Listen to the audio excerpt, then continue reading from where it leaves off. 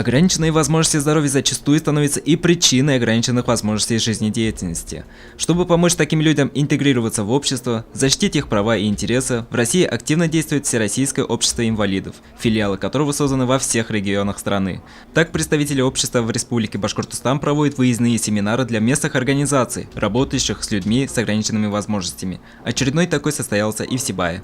Сегодняшний семинар был посвящен тому, что мы приехали с Уфы, два заместителя, это со Всероссийского общества инвалидов, Башкирская республиканская организация Всероссийского общества инвалидов, с целью, чтобы председатели Зауралья, это с 7 районов, это зона Зауралья, собрались, познакомились и обсудили новые темы, новые введения в уставе БУРО-ВАИ. Основные цели, которые преследуют представители общества инвалидов, это всяческое содействие своим членам в адаптационном и интеграционном плане, ознакомление с действующими законами и с правами, защита интересов граждан. На встрече представители республиканской и местной организации присутствующие активно задавали вопросы и получали развернутые ответы. Мы же отстаивали права на лечение, чтобы благотворительные фонды помогли и так далее.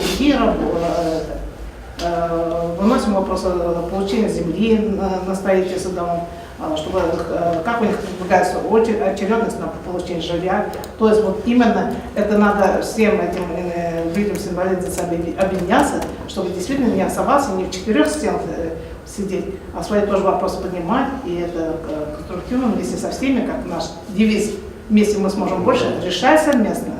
В ходе семинара также обсудили цели и задачи местного общества инвалидов, решение проблем людей с инвалидностью программно-целевым методом, переход на электронный учет членов общества. Они не сидели дома, знали, что все-таки есть такое общество, которое старается, чтобы люди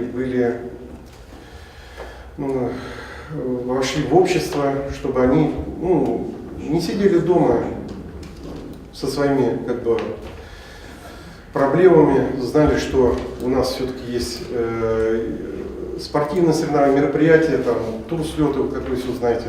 И вот у меня просьба к вам, побольше ребят, привлекайте молодых, чтобы мы их видели в наших городах. Да? Данила Либаев, Олег Кадыров, Любовь Карпова, телекомпания СТВ.